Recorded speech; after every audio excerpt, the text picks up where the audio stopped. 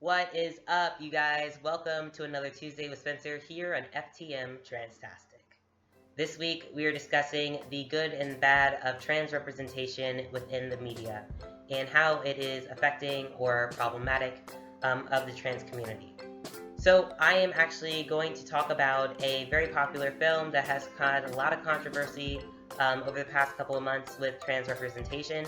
But before I talk about that, I do want to let you guys know that I am very aware that this conversation is very complex and it requires much more than the 5 minutes of time I'm about to allot to it.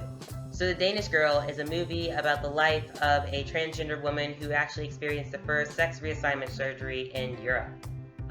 It happened in 1939 or 1938. I don't remember. Do not quote me on that. But a long time ago, and it talks about how she went through life and how she experienced life growing up, etc. The controversy comes when a cisgendered male is playing the lead role of Lily, the transgender woman, and how people believe that there are many transgender men, women, and non-binary folk alike who could have easily pulled off that role with more authenticity, just simply because they are transgender. Now, this is my personal opinion on the matter. I'm going to do a comparison to African American actors and white actors. So it wasn't until 1968 that the first African American actor was given a lead role in any American cinema.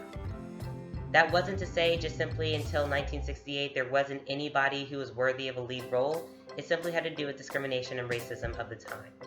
With that being said, here we are in 2016 with many African American actors and actresses alike not only acting but also producing, winning Oscars, and going above and beyond what people thought we could have done back then. What I'm trying to stress here is that progress takes time. I do understand that it is very important to have a transgendered individual representing a transgender role, especially since no one but transgender people understands the struggles that transgender individuals go through every day with dysphoria, with bullying, with everything else in between. So I do respect and do wish that there was a transgender person who could have played that role, because I'm sure that person would have pulled it off as phenomenally as it was done by the cisgendered male who did it before. But I also want to state that we have just become visible in the media not even half a decade ago.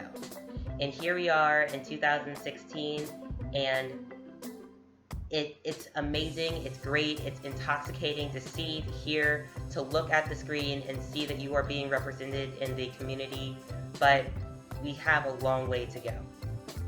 Even with the strides that African American actors and actresses have made in the cinema today, there is still racism and still discrimination that's still very prevalent.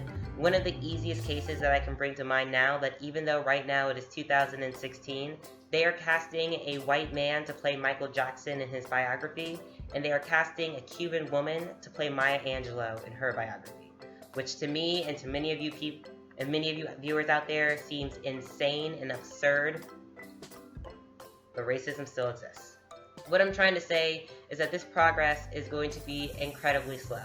Think of it like your first time getting on T if you are on T.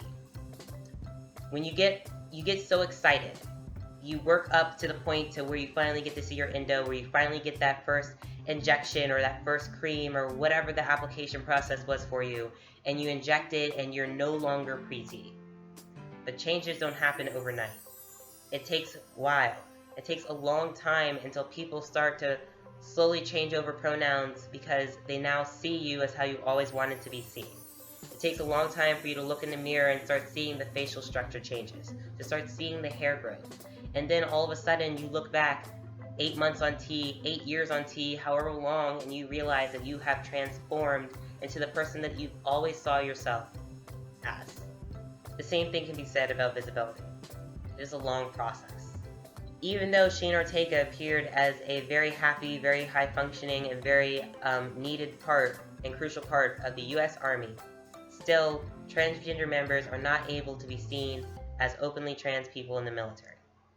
Even after Laverne Cox has did a blowout, a stellar performance in Netflix Orange is the New Black, still, transgender individuals are not casted in multi-million-dollar productions. Even though these things are happening in the world, it doesn't mean that the entire change is going to happen that day. And that's something that I think we all need to remember. This isn't something that's instant gratification. This isn't a light switch that's going to be turned on. This is a long and grueling process that we all need to remember and realize, because that's just unfortunately how society works. I do think that we need to, as a community, cling to the positive things, even if it's not done by transgender people. The Danish Girl is a wonderful production, yet I see on Tumblr that people should not see it simply because it wasn't played by a transgender individual. I think that's crap. This is a phenomenal production that shows not only the history of sex reassignment surgery, but also it does identify some of the struggles that people face, such as dysphoria. It's something that needs to be seen, not by just cis people, but trans people as well.